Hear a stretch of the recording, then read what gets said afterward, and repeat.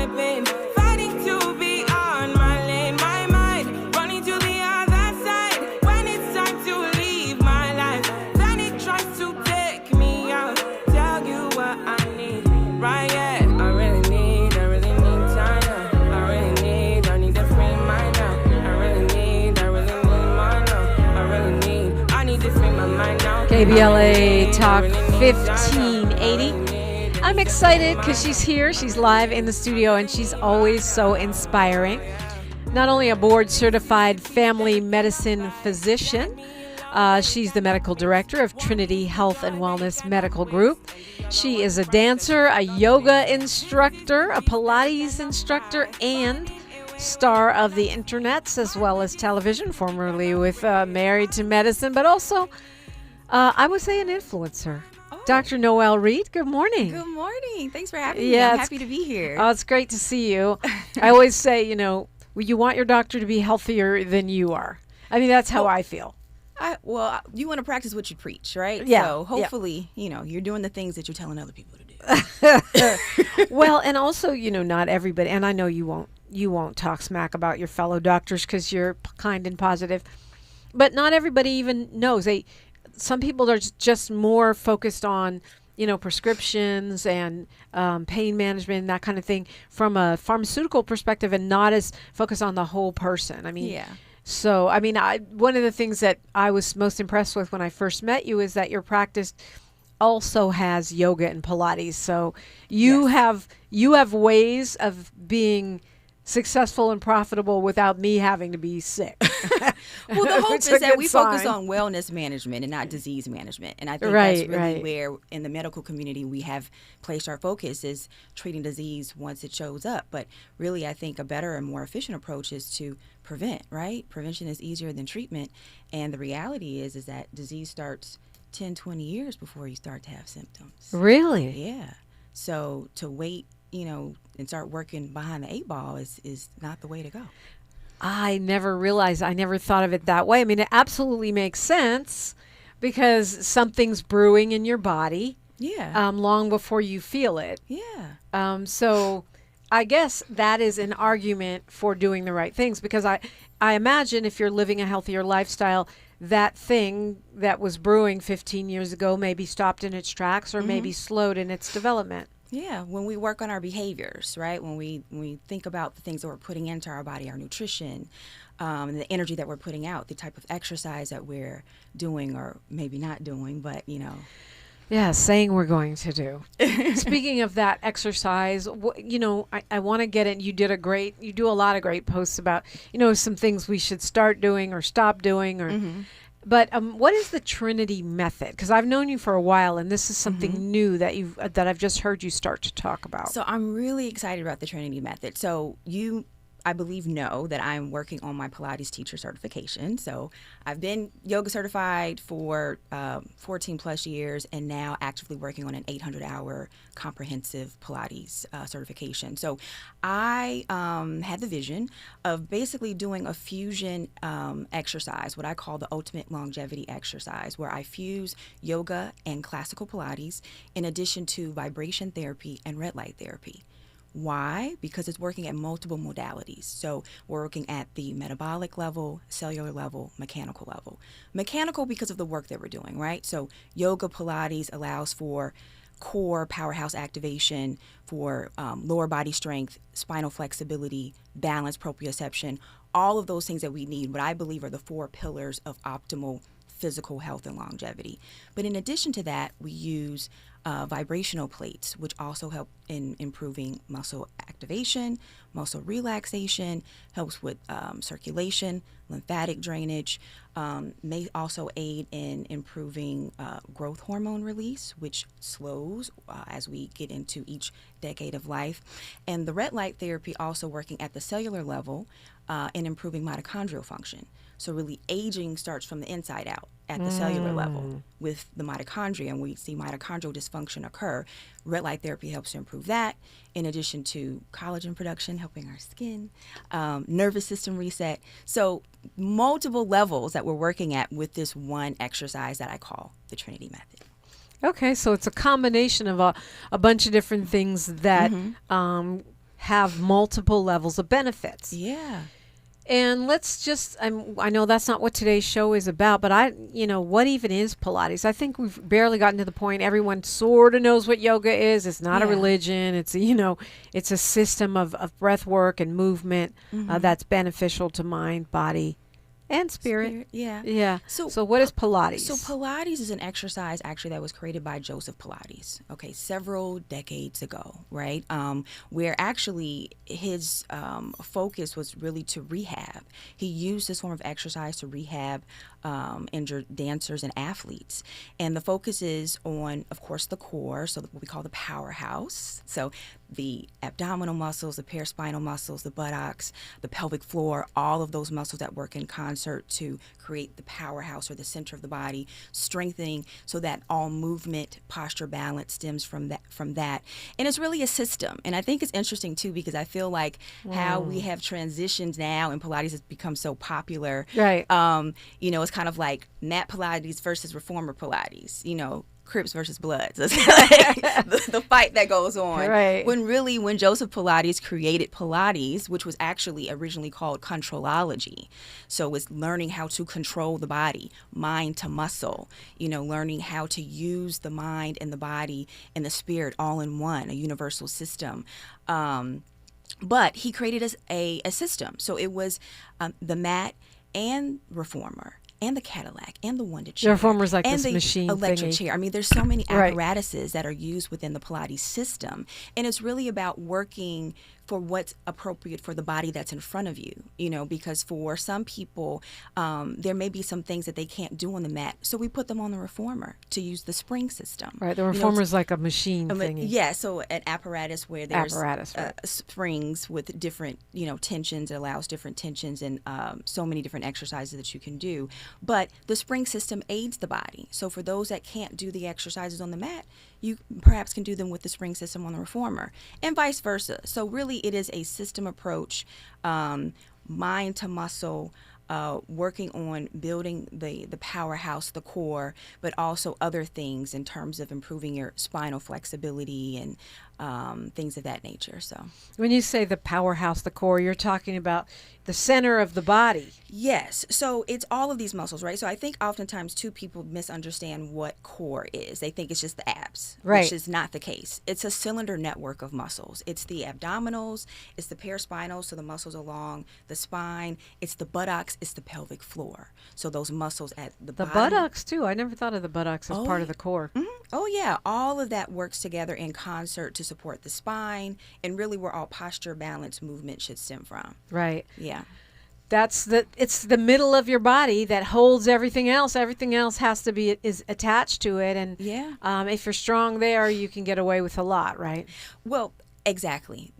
In terms of your functionality, having a strong center, a strong powerhouse, that is a marker of longevity. As I mentioned, what I consider the 4 pillars of physical health and longevity is powerhouse connection, core strength, lower body strength, spinal flexibility, and balance. Those are the things that need to be in place really for us to continue to be fully functional throughout life. Dr. Noelle Reid, MD, is here. And when we come forward, she's got 5 habits that can help you live longer, and I imagine much better quality of life, which is my thing. I don't have to be here forever, but I want to feel good while I'm here. Yes. 5 habits that you might want to get into, and why. We'll get to that. A little well-being for your Wednesday with Dr. Noelle Reid. I'm Dominique DiPrima for KBLA Talk 1580. Where the overlooked become unmissable, this is KBLA Talk 1580. The KBLA 1580 app puts the realest conversations right in your pocket. Stream live wherever you are in the world. No static. No searching the dial. A crystal clear connection 24/7, exactly when you want it. We recommend that you keep automatic updates enabled. Set it and forget it. So the app stays up to date with store requirements, bug fixes, and new features as we roll them out. Download the KBLA 1580 app today and stay plugged into the conversation everyone's having. You know that Big Bargain detergent jug is 80% water, right? It doesn't clean as well. 80% water? I thought I was getting a better deal because it's so big. If you want a better clean, Tide Pods are only 12% water. The rest is pure, concentrated cleaning ingredients. Oh, let me make an announcement. Attention shoppers, if you want a real deal, try Tide Pods. Stop paying for watered-down detergents. Pay for clean. If it's gotta be clean, it's gotta be Tide Pods. Water content based on the leading bargain liquid detergent. Just in case you missed our Procrastination Crenshaw Town Hall. My name is Asata Umoja. I'm with the Hyde Park Organizational Partnership for Empowerment, which is at the southern end of Crenshaw. And this community has been greatly impacted. As a matter of fact, one of the things that we're most concerned about is just being totally neglected. And what I mean is being excluded from the process. When this project first started, they should have made sure that our organization, since we were most impacted, was in there. So we've been excluded, and we've seen commercial properties be taken for art projects. And we're very concerned about these are spaces that could help build economic growth and development in the community. And what this community needs more of is economic development, not art. I mean, I like art. It's a good thing. But they're putting the cart before the horse. Because without a solid economic foundation, what they are calling cultural tourism absolutely has no significance and no meaning. And this community is going under if we don't stop and do something to help build that economic foundation and support the businesses that are the tax base for this community to build the kind of services that we need. And the response from our leadership is totally inadequate. Holding them accountable. We're KBLA Talk 1580. Self-destruction. Yeah, for self-destruction.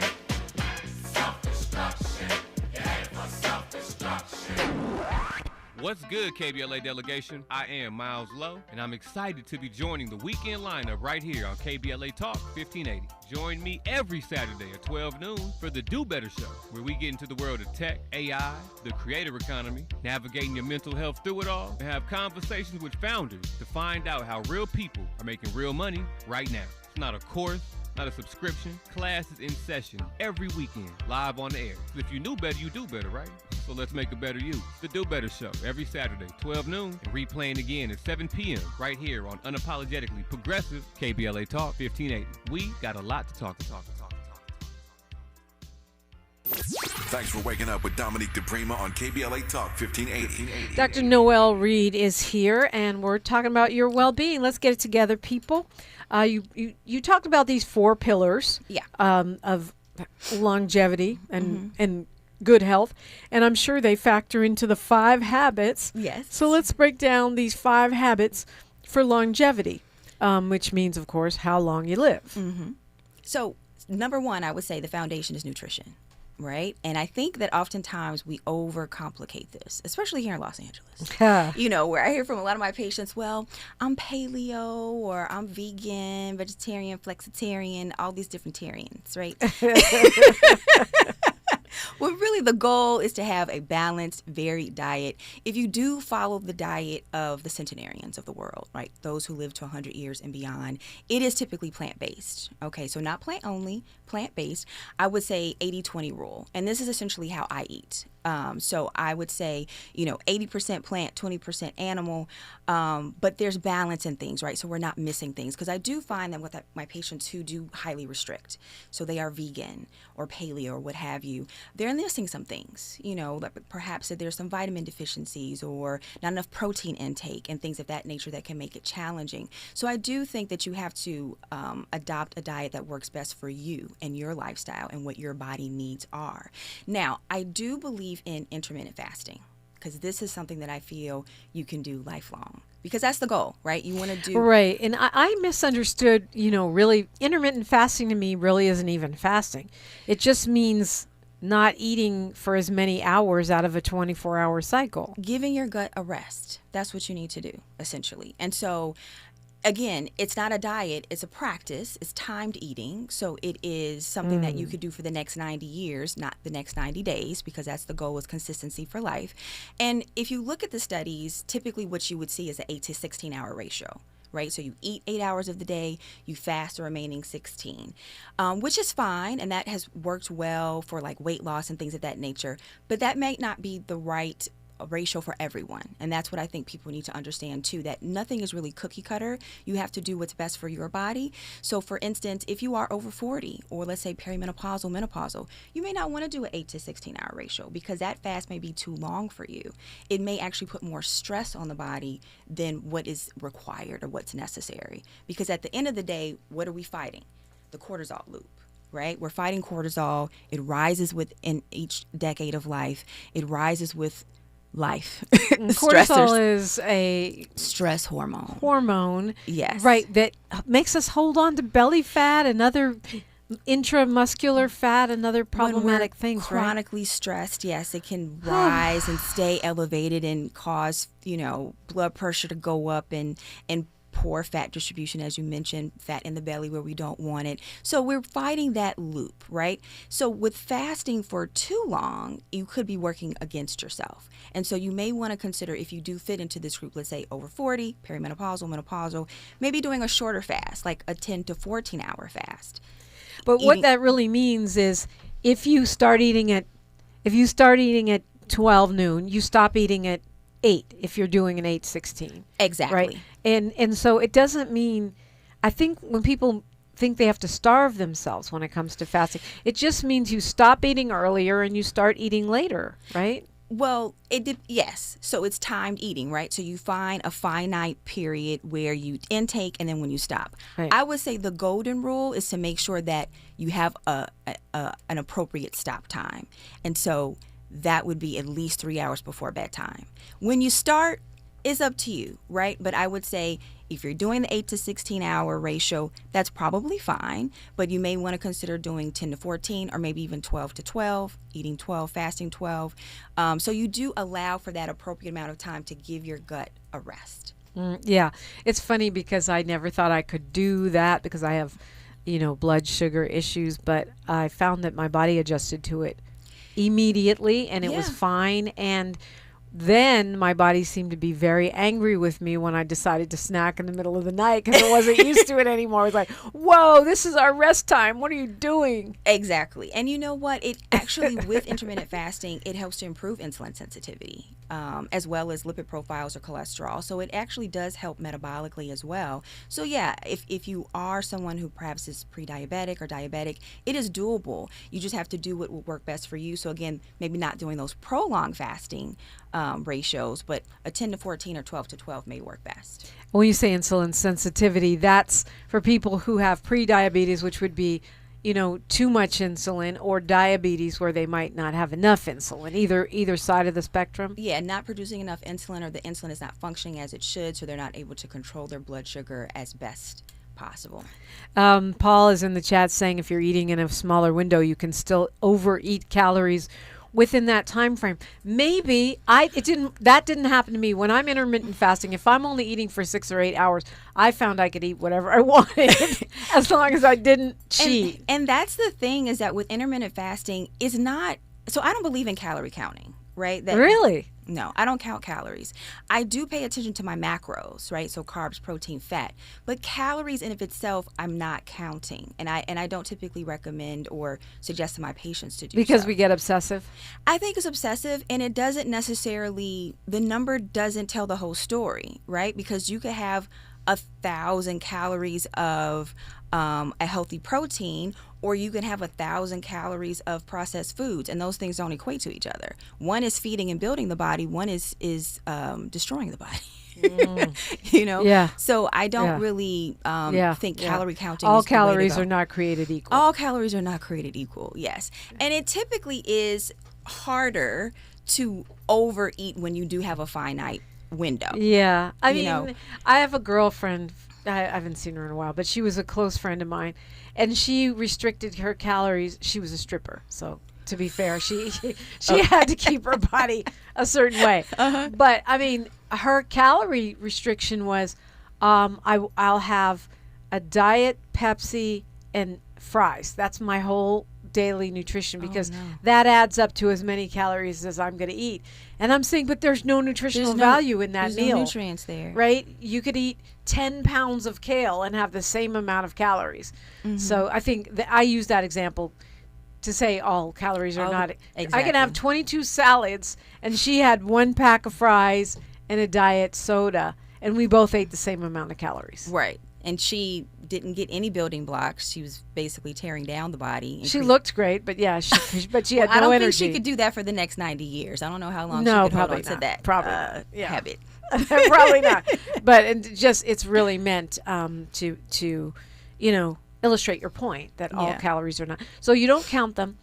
You do advocate intermittent fasting. I remember we're staying on this. We got 4 more points to go through, but I think nutrition is probably where people get confused and have problems, because when you eat bad, and I know a lot because I love this stuff, and I eat bad, and then I have no energy, and I'm depressed, and I don't know why, and it's like, dude, you're living on French bread and and cheese, and you don't know why you don't feel good. You have no nutritional value in whatever you just ate. But the great holistic doctor, Dr. Paul Goss, was a big proponent of variety of foods. He said if it was up to him, we would all try every plant in the world, because there may be some micronutrient that we need that we don't know about. Exactly. You want your plate to look like a rainbow. So many different colors and options and variety. It really is about what you can be consistent with, because at the end of the day, it is consistency. I mean, it's great, if you feel like you can, do this diet and restrict for, 30 to 60 days, but that's not going to sustain you for life. So you have to do what's really feasible, what you can do. Forget you, Paul. He says he's going to put a big thing of French fries in front of me, and I'll eat them, but I don't do it every day. Yeah. And it's okay to Do you splurge. do cheat days? Oh, yes. I love my cookies and my brownies and all those things, but it is an every now and then thing, right? So like on the weekend, a special occasion, you're traveling, things of that nature, but just not every day. Not every day. Yeah. So we've got 4 more principles for longevity, nutrition being one of them, and we'll get to all 4 of those after news, traffic, and sports. When it comes to nutrition, though, we just have a minute here. What is the biggest mistake most folks make? I would say not getting enough protein. Really? Yeah, I see that quite a bit, and especially with a lot of people being on GLP-1, so the weight loss medicines, where we see a lot of muscle loss that occurs, and we're going to talk about that in the next segment. We lose muscle. And we lose muscle as we grow more chronologically gifted. As we get more seasoned. I mean, essentially after 30, we start to decline in our muscle mass. If we're not proactive, we lose muscle at a rate of about 4 to 8% per decade, and that compounds. if we're not proactive. And so protein, I think, is really important to minimize that, and having a high protein diet, if that's feasible for you, your kidneys can handle it, is typically the way to go. And high protein diet means that essentially you are consuming about 0.7 to 1 gram of protein per pound of ideal body weight. Okay, so that breaks down to, on average, about 30 to 40 grams of protein per meal per day for most adults.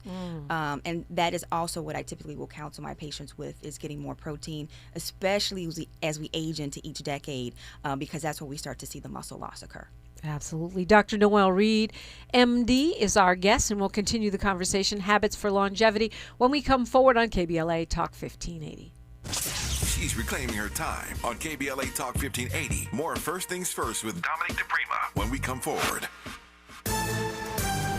I'm Bree Wood with BIN News Now. The investigation continues into a shooting at a Robbins, Illinois restaurant that left Black Mayor Darren Bryant with minor injuries. Village spokesman Sean Howard. Fortunately, it was isolated. The mayor wasn't the intended target, and we're just praying for everyone involved. Authorities say the suspected gunman was fatally shot by a private security guard, while a restaurant employee was also wounded.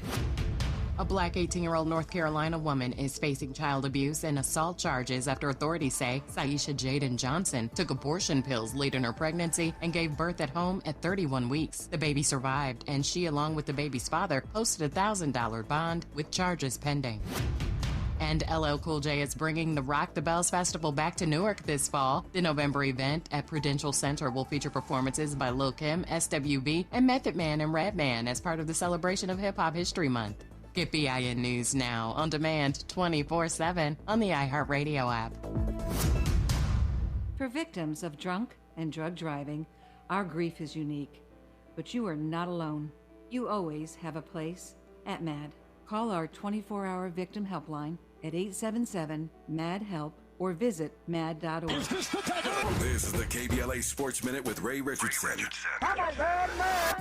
The Dodgers held on for a 7-6 win at Colorado Tuesday night. Shohei Ohtani had a 2-run homer, his 30th of the season. 6th straight year, Ohtani has hit at least 30 home runs. The college football preseason top 25 poll is out. USC is number 14. The Trojans enter the season with the nation's #1 recruiting class. Top 5 schools in the preseason rankings: Ohio State, Oregon, Georgia, Notre Dame, and Texas. The entire men's basketball team at HBCU Texas Southern University participated in a campus protest Tuesday to show their support for interim head coach Sharon Chapman. The team wants the administration to name Chapman as the permanent coach. The players organized the protest with other students after learning that the administration is planning to hire Seton Hall assistant Corey Lowry. If Lowry is hired, it will be interesting to see how far the players and students take their dissatisfaction. No debates, no speculation, just the info you need. That's your KBLA Sports Minute. I'm Ray Richardson on KBLA Talk 1580. You ready? Drop it. 2 shows, 1 Friday. All Amanda Seals. What's up, y'all? Catch me here on KBLA Talk 1580. First from noon to 2 p.m. And if you miss me, I'm back 4 to 6 p.m. See, this is where the conversation gets real. Ooh, and it gets good. So don't miss it. Fridays only on KBLA Talk 1580. This November, you'll decide who leads California. So shouldn't you hear directly from the people asking for your vote? Join us for California Voices, a political town hall and ballot forum, Saturday, October 3rd, 2026. Meet candidates running for governor, lieutenant governor, attorney general, and other major statewide and local offices, including mayor of Los Angeles, city attorney, and LA County sheriff. Get clear, nonpartisan breakdowns of the propositions on your November ballot, both sides, no spin.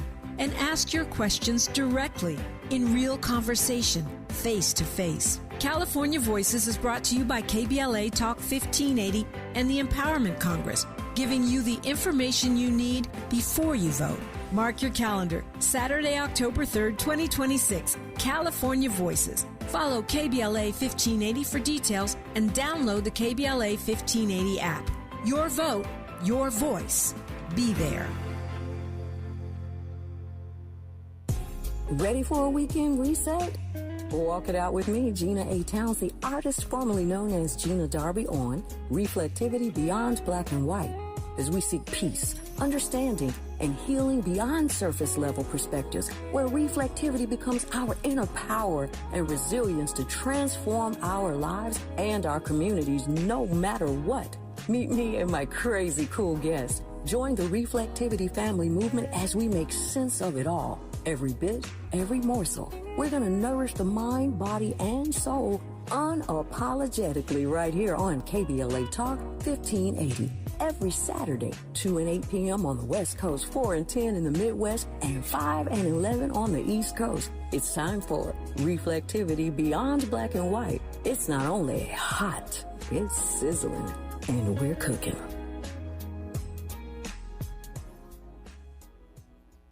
Don't be anxious or confused about AI. Take control of your career when you get the skills to tackle real business problems and design specialized solutions. HR Dive reported that entry-level talent with applied AI credentials can receive up to a 25% salary boost. But where do you find training that you can trust? Future-proof your career and deliver more value with Humans Lead the Way AI.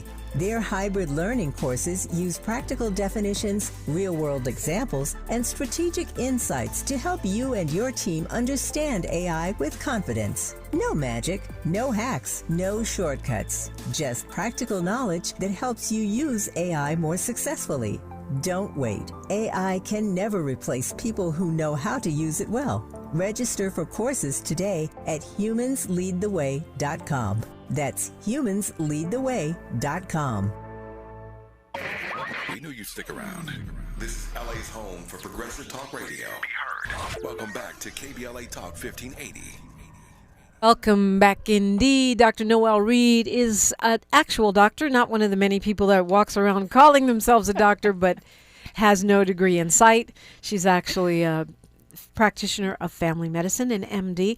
But in combination, I'll say, also just a student of well-being, holistic healing and yoga and Pilates, which you teach and practice. Yes. So when Dr. Noelle Reid says she's got 5 tips for longevity, it's not just, by the book. And I think it's really important for folks to tap in and tune in, because we're so quick to, if I just buy this pill, if I just take this prescription, and it's really a bigger picture than that, isn't it? There's no magic pill or potion for sure. At the end of the day, it always comes down to our behaviors. Our behaviors dictate our outcomes, period. And so we have to be consistent. So we said nutrition was number 1. We spent some time on that. Yes. What's number 2? So number 2, so this is something that I think oftentimes gets neglected: sleep. Oh, boy. Yes, let's talk about it. I got to leave. I'll be right back. Let's talk about this, Dominique. Yes, ma'am. Because I know this has been an issue for you in the past. Yeah, pretty much since I started doing morning radio. Yes. So sleep is so important. It is a non-negotiable. So, what the data is clear on is adequate sleep. If for adults who have consistent adequate sleep, that adds 2 to 5 years to your life. 2 to 5 Period. years to your life? Yes.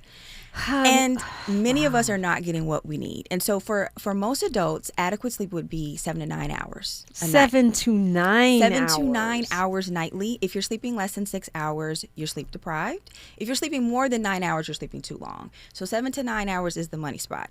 Why is sleep important? It is our time for restoration. When we reset, we recalibrate, release. It affects all of our organ systems. So our cardiovascular health, when we are sleep deprived, that increases our risk for heart disease and stroke, can cause blood pressure rise, can make it more challenging to control blood pressure. So oftentimes as I'm managing blood pressure for my patients and we're having to add on more agents, I ask them, how are you sleeping? How much sleep do you get? What is the quality of sleep? Because that could be impacting the blood pressure. And thus us needing to add on more agents to control the blood pressure, which is not the goal. It impacts our brain health. When we rest, that is the time for the brain to essentially remove waste from the brain. Waste that can lead to inflammation that can lead to dementia and cognitive decline. So, as a means of preventing the onset of dementia or cognitive decline, you got to get your rest. You know what I read? I did read a study that said people over 50 who sleep less than 6 hours a night are 30% more likely to develop dementia, Alzheimer's disease. And that got me. That got me because I've been talking too much smack for too long to not remember what I said. So I got to, try to do better. Do naps help? Naps can be helpful, so it can help to work against your sleep debt because you do start to accumulate a sleep debt. But it's really good to have that prolonged period of time for rest, within one session. You can have the naps here and there, but not to take the place of a 7-hour session, right? Yeah. So, it's great that you're eating well and you're exercising and doing all those things. That's probably why I'm still alive.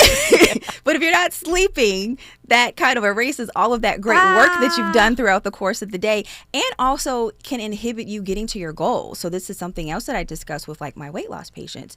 How are you resting? Because that can slow down weight loss. When you are chronically sleep deprived, that impacts, of course, our cortisol release. It impacts our metabolism and can make it more challenging to lose weight, maintain weight, in addition to causing belly fat distribution. So fat in the belly, both subcutaneous and visceral fat. So the fat that's deep to the belly, right? So those the fat that adheres to tissues and organs, that increases our risk for heart disease and stroke. So the main point is you got to get your rest. Before we go to point 3, quickly, Paul wants to know your thoughts on peptides. That's the new trendy thing, I guess. Yes. I think that for those peptides that we have data on, I do agree with and I use in my practice. So GLP-1s are peptides. So the weight loss medicines that many are familiar with, semaglutide, tirzepatide, retatrutide, these are peptides, right? And we have decades of data on this particular peptide. We don't on all, and so I do caution using peptides where there's not a whole lot of information in terms of how it impacts humans, because there are many that are out and available that maybe we have some small animal studies, but not really showing what the impact is on humans.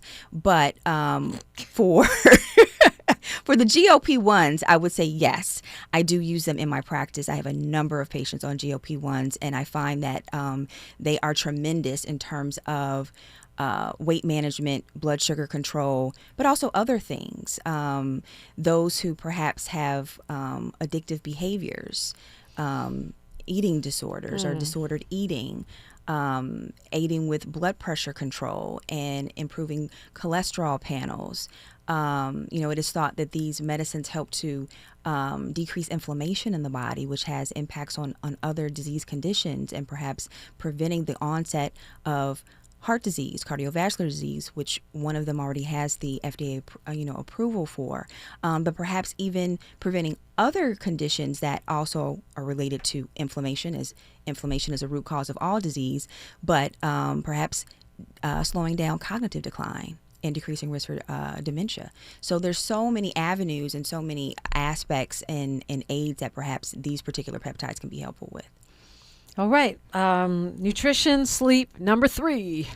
Number 3, resistance training is necessary. You need to have this within your exercise regime. And why? We talked about this earlier. We lose muscle. Muscle is longevity.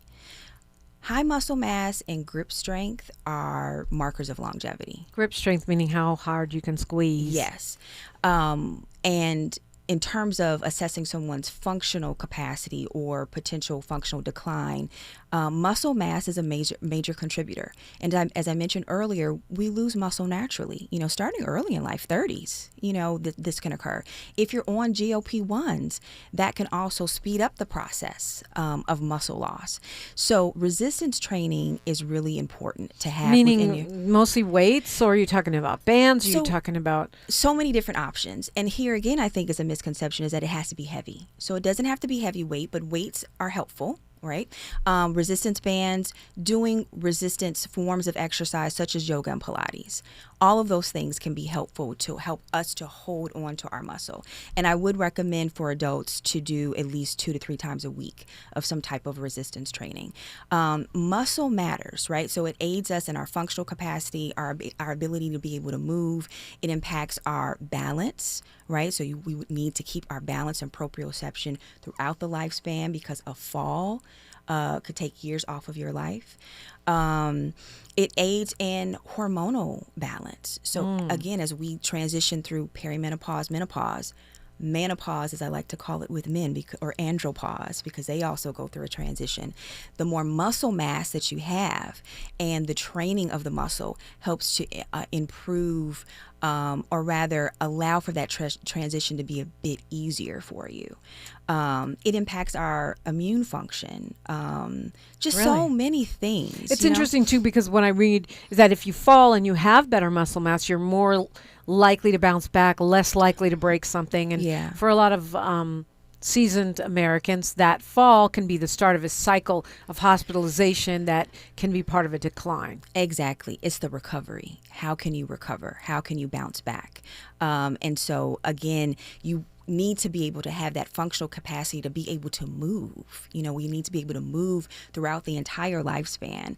And that adding years to our life is that ability to move. I love the new study that came out that shows that people who have never lifted weights before, that start at age 90, still build muscle mass, meaning the body retains its capacity to grow throughout the entire human life cycle. That to me is so exciting that muscle and memory. magical. We are resilient, and that's the beauty of it. And so here again, it's never too late. I literally, I don't know if you saw me post this, but I was in Chicago last week and I was visiting my family. Oh, I did see that. And I taught my mom and my dad Pilates, and it was like their first Pilates class. They are 84 and 86. Wow. Okay. And I got them on the floor. It was a little hard to get them on the floor and get them back up. But they got down there and they were doing it. And I was so excited because they were excited, and they were moving and they felt better. And how long have you been trying to get them to do that? For years. Yeah. 20 plus. Yeah. But they're doing it, and they're starting to, thankfully they have been blessed genetically. And they've always been kind of like active people, but they are starting to see the decline, and it's been challenging and having some musculoskeletal issues, and considering maybe surgeries and things of that nature. And I told him, hey, let's start with this Pilates. Let's do some movement first, and see how we can allow for the body to heal itself, because we really do have the power to heal ourselves, but it's just a matter of doing it, right? Of actually getting on the floor and doing the work. So I was excited about that. So I'm hoping that I sparked something in them to continue to say that they started Pilates at 84 and 86, and I get them to 100 years and beyond, because that's the goal. Yes, I love that. Congratulations on winning that long-term battle. Dr. Noelle Reid, MD, is my guest. We got 2 more of these principles for longevity to cover before we finish today's program, and we'll get to those straight ahead, only right here. More First Things First with Dominique DiPrima when we come forward. You're still glowing, flirting, grooving. You've still got it. But your immune system weakens as you age, making it harder to fight illnesses like pneumococcal pneumonia and RSV.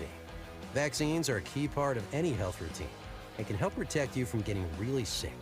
Ask your doctor or pharmacist which vaccines you need. See more at PfizerForAll.com. Sponsored by Pfizer.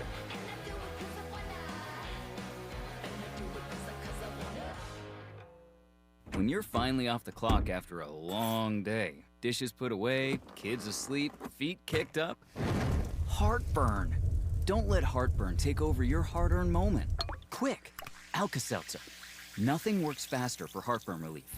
Alka-Seltzer effervescent tablets begin neutralizing stomach acid in seconds, so you can get back to your one more episode marathon. Quick, Alka-Seltzer. Because nothing works faster for heartburn relief. Use as directed. Just in case you missed our Procrastination Crenshaw Town Hall. My name is Khalifa Bey. I am the founder of the South LA Bureau of Tourism and Trade. And how this is impacting me is that I can't promote it. I won't promote it. I hear a lot of talk about everybody. Accountability is responsibility. Change your vote. Change the vote. I know there's a lot of Democrats in this room, and I get all that, but if you keep doing the same thing over and over and over and expecting a different result, it ain't gonna happen. And it's not about Democrat, Republican, it's about getting what we need to get done. That's what it is for me, because this is deliberate. This of our communities, you look at Chicago, you look at all the black communities were built by us, we're in the same condition. So to me, it's by design.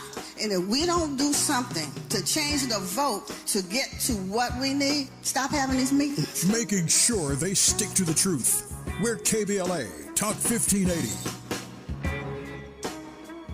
This summer, the Honey Pepper Pimento Chicken Sandwich and Pineapple Dragon Fruit and Sprite are back at Chick-fil-A. Let me tell you about the Pineapple Dragon Fruit and Sprite. It's bright, it's bubbly, it's back. The Honey Pepper Pimento Chicken Sandwich, it's so rich, and you can choose between the original or the spicy filet. Ooh, boy. And then you got those pickled jalapenos tucked right under the filet, and then just to top it all off, you've got a little honey drizzle right on top. Okay, now I'm a pimento fan. And I'm feeling the dragon fruit. Which fan favorite will you choose? Real customers paid for their testimonials. The conversation continues right now with Dominique DiPrima on First Things First. Dr. Noelle Reid, MD. She is a family medicine practitioner, but also a yogi. Yes. A Pilates-y. Well, I don't know what you call Pilates people. Pilates person. Pilates person. I don't know. Pilates practitioner. And she's giving us 5 tips for longevity. We went through 3, so we'll speed through these last 2. What is number 4? Number 4, hydration. Hydration. Water, water, water. I cannot stress this enough. We need water for so many things, right? And again, I think most people are not getting enough water. Really? Are you a subscriber to the 8 glasses a day or half your body weight in ounces? I do think that for most adults, 2 to 3 liters a day should be the goal. Maybe more, depending upon your level of activity. If you're doing a hard workout, if it's really hot outside, you're losing more fluids.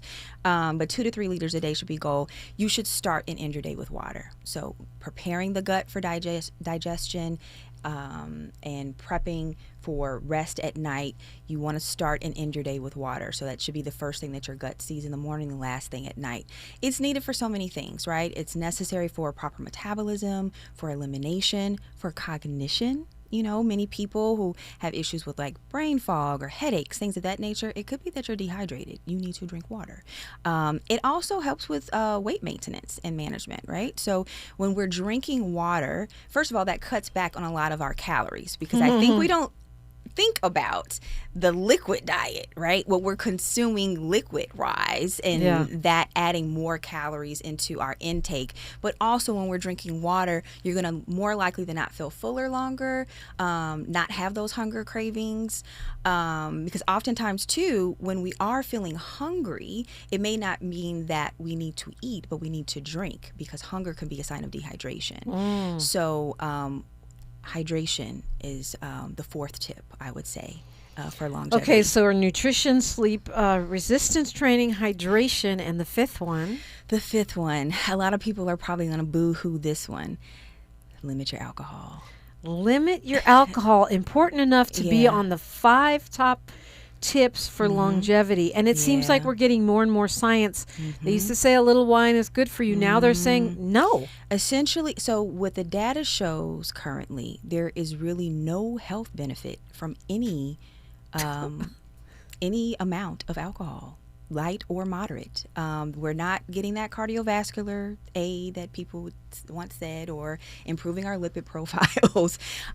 Essentially, what is consistent is that alcohol is directly correlated to increased mortality risk, as well as risk for certain cancers, including breast and colorectal cancer. Sheesh. I love the way doctors say it, increase more. In other words, you're more likely to die. That's what you're saying.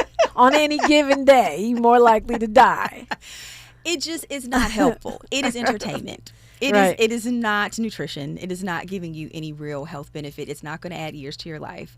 At the end of the day, and I mentioned this earlier, inflammation is a root cause of all disease, right? And so what we have to do as a goal is to limit inflammation, and that means limiting putting things in our body that are pro-inflammatory, and alcohol is that, as well as other things like processed foods, refined sugars. You want to limit those types of foods in the diet because it increases inflammation in the body, and then hence disease ensues. Now, the other thing that alcohol inhibits is fat burn. And this is something that I have learned on my own personal journey.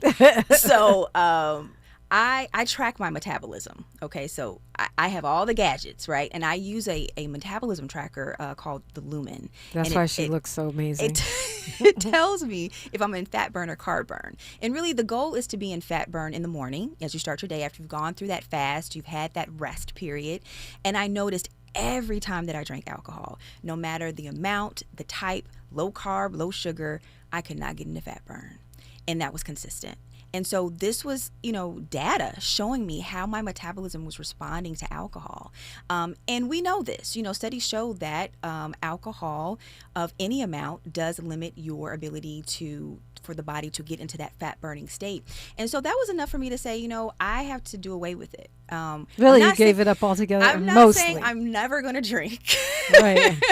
I will indulge here and there, but I'm about 100 days in with no alcohol. I've stopped completely. And we're going to see how long this goes. But, it was just like, listen, I'm doing all this work, doing yoga and Pilates. I do not want to self-sabotage, the work that I've put in. And so that's when I made my own personal goal is to kind of just really eliminate it. But honestly, guys, in terms of our overall health and longevity, it is just merely entertainment. It is not helpful. It's so funny to me because it seems like the whole medical world has done a U-turn on alcohol. We used to have 50 different excuses. Well, a glass of wine is good for your stress, and it's antihistamine or whatever they were saying. Something, it's good for you. And now it's like, no, it's bad. It shortens your lifespan. It's not good for your cells. It's bad for your digestion. It's bad for fat burning. It's like, we got to get our minds around this, people. It's why the same thing I say about fast food. It's not food. It's entertainment. If you want to go have fast food, do it. But then you need a meal afterwards. Yeah. And so alcohol is just... It's merely entertainment. Sorry, entertainment folks. Only. There's no excuse other than just no I want excuse. to. Yeah. So I really think that, limiting is best. And as we talked before, having those cheat days, it's okay. Have your glass of champagne here and there. You're in a celebratory mood. It's a special day, but not to buy to have in the home. Where you're likely going to grab for it, not to have on a regular basis. Getting away from that, moderate consumption, being that 1 to 2 glasses a day, is not helpful. It's not going to aid you. That's what we used to say, 1 to 2 a day. Now I see the in medical forms say like, if you drink more than once a month, that means you're not a moderate drinker. Well, they're moving the bar, people. So, thank you so much for this conversation. It's so inspiring. Welcome. I study this stuff and I still get inspired. 5 tips: nutrition, sleep, resistance training, hydration, and limit alcohol. Sound a little like the late great Dick Gregory. We used to say the leading cause of death in this country is lack of sleep, dehydration, and lack of exercise. Yeah. So he was on to something. Tell us how to track you. You're on socials and so on social media, you can just follow me on Instagram or TikTok. It's my name, Noelle Reid, MD. Also on YouTube, again, my name, Noelle Reid. My practice is Trinity Health and Wellness Medical Group. The website is trinitymedgroup.com, and that's medgrp.com. TrinityMedGroup.com. And whether you're looking for a physician or a Pilates teacher, or also, like you said, you do the GLP-1 stuff. You do some of the anti-aging stuff as well. Some of the various machines and devices and injections. We have some and gadgets. Such. Yeah, we got a few tangs. Dr. Noelle Reid is a great source. We just have about 30 seconds here, Dr. Reid. What do you want to leave us with? That longevity is about consistency, not perfection. So just understand that. It's about moving forward and choosing the things that you can do for today and not worrying about what you can't. And if you can just be consistent, that's what matters. Thank you so much for coming in, being consistent. You've been incredibly consistent. I've been, watching you and interviewing you for over 10 years. She doesn't age. She always looks amazing.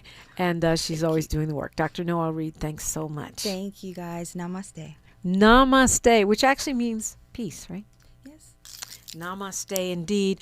Don't forget to tap in with me on social media. I'm at DiPrima Radio, DiPrima, and then radio. I know you guys like to call me all kinds of other things, but it's just fine as long as you're at 1580 KBLA. That's the most important thing. Tavis Smiley's up next.